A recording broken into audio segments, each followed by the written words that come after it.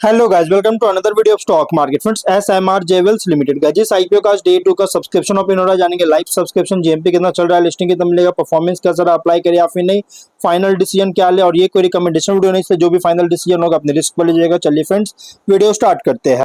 तो guys, IPO 26 को open हुआ था और 29 को क्लोज किया जा रहा है। 3 जून का लिस्टिंग डेट है। 10 रुपीज का फेस वैल्यू, 128 टू 135 रुपीज पर शेयर की प्राइस बैंड है।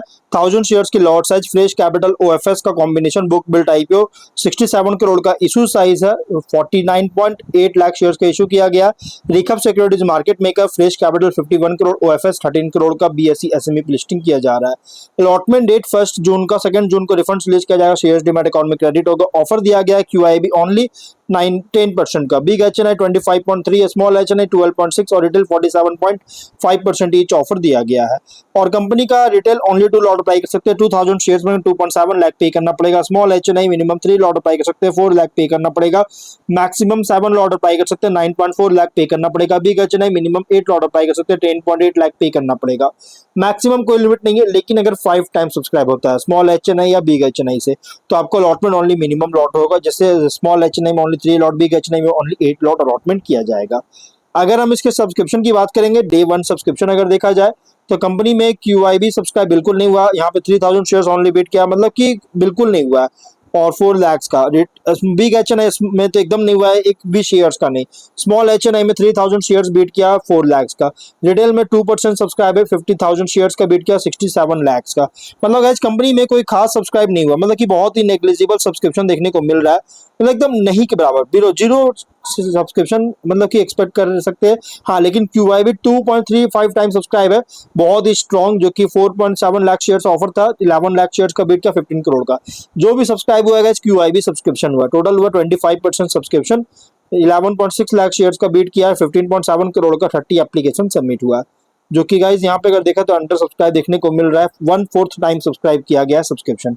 अगर हम जीएमपी की बात करेंगे तो कंपनी का जीएमपी 0 रुपीज का, विच मींस कंपनी फ्लैट या तो डिस्काउंट लिस्टिंग करेगा। बिजनेस की बात करें, इसमें मैं ज्यादा कुछ बात नहीं करूंगा, मैंने ऑलरेडी वीडियो बनाने का, लेकिन मैं फ्री भी डालता हूँ कंपनी करती क्या है। एथनिक और कैजुअल वुमेन्स अप्रैल का डिजाइन, मैन्युफैक्चरिंग, मार्केटिंग के बिजनेस में इंगेज है। बी2बी और साथ में बी2सी दोनों सेगमेंट में ऑपरेट करता है। 2 मैन्युफैक्चरिंग यूनिट है कंपनी के पास।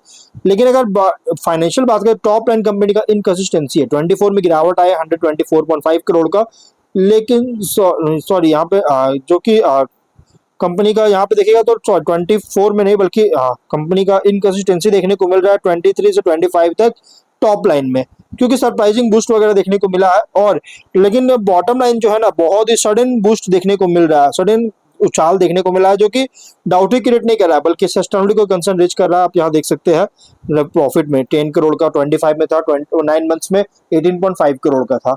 और किसके लिस्टेड पीयर्स की बात करें, जो कि रिसेंटली जो लिस्टेड हुआ है सेम इंडस्ट्री में, ग्रोवर जेवेल्स, लग्जरी टाइम, पीएनजीएस, रेवा डायमंड ज्वेलरी, ये इसके लिस्टेड पीयर्स जो कि रिसेंटली लिस्टेड किया है।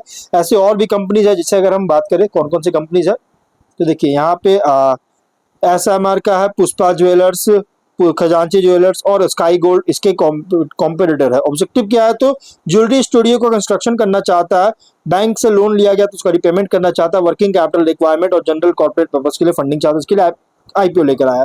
Ratios ROE 55.5, ROCE 50.2, RONW 43.5, PAT margin 6, EBITDA margin 8.6 और PB है 4.6 टाइम का, पी रेशियो 19 टाइम का, और प्रोमोटर होल्डिंग पे 90.4% और पोस्ट 65.7%। मार्केट कैप 252 करोड़ के अराउंड होगा। देखिए कंपनी का प्राइस, ये जो कंपनी ना हाईली कॉम्पिटिटिव फ्रैगमेंटेड सेगमेंट में ऑपरेट कर रहा है, और plus small paid up small equity base है, जो कि पोस्ट आईपीओ इंडिकेट कर रहा है माइग्रेशन में लंबा टाइम ले सकता है। और कंपनी का प्राइसमेंट जो रखा गया रेशन फाइनेंशियल डेटा के अकॉर्डिंग फुल्ली प्राइस रखा गया है।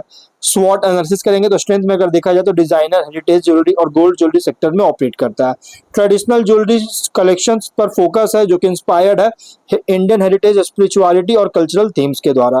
और प्रोडक्ट पोर्टफोलियो में इंक्लूड है ब्राइडल ज्वेलरी, पोल्की, मीनाकारी, जैरोटा और फेस्टिव कलेक्शंस। यूनिक डिजाइन है, पोजीशन किया है कर रही है, जिससे ज्वेलरी मार्केट में ब्रांड को डिफरेंशिएट करने में हेल्प करता है। रेवेन्यू प्रॉफिटेबिलिटी भी ग्रो कर रहा है, जिससे स्ट्रॉन्ग बिजनेस मोमेंटम इंडिकेट कर रही है। स्ट्रॉन्ग क्राफ्टमैनशिप और थीम बेस्ड ज्वेलरी कलेक्शंस है, जो कि प्रीमियम पोजिशनिंग को सपोर्ट करता है। लेकिन वीकनेस की बात करें तो बिजनेस हेवीली डिपेंड करता है gold prices, jewellery demand cycles पर। वर्किंग कैपिटल इंटेंसिव है, इन्वेंट्री मैनेजमेंट जो कि इन्वेंट्री रिक्वायरमेंट्स के कारण प्रेशियस मेटल्स और ज्वेलरी स्टॉक का।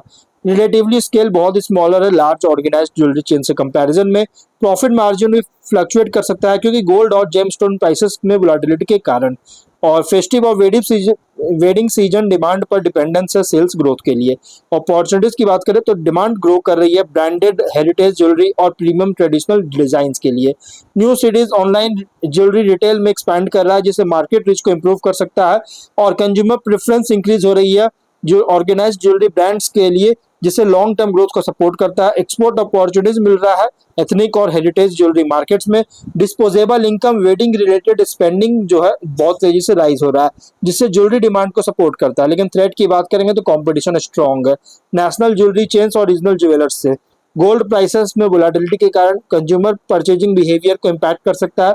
रेगुलेटरी चेंजेस अगर होता है गाइस हॉल मार्किंग, टैक्सेशन या इंपोर्ट ड्यूटीज में तो प्रॉफिटेबिलिटी को अफेक्ट कर सकती है। इकोनॉमिक स्लो डाउन के कारण डिस्क्रिशनरी स्पेंडिंग जो है ज्वेलरी पर रिड्यूस कर सकता है। Light weight modern jewellery trend से कंपटीशन बहुत ज्यादा है जिससे ट्रेडिशनल कलेक्शंस को इम्पैक्ट कर सकती है। पीयर कॉन्टेक्स्ट अगर करें तो लार्ज ज्वेलरी रिटेल चेन से कंपेयर करेंगे तो कंपनी ऑपरेट कर रहा है as a specialised heritage jewellery design and trading company.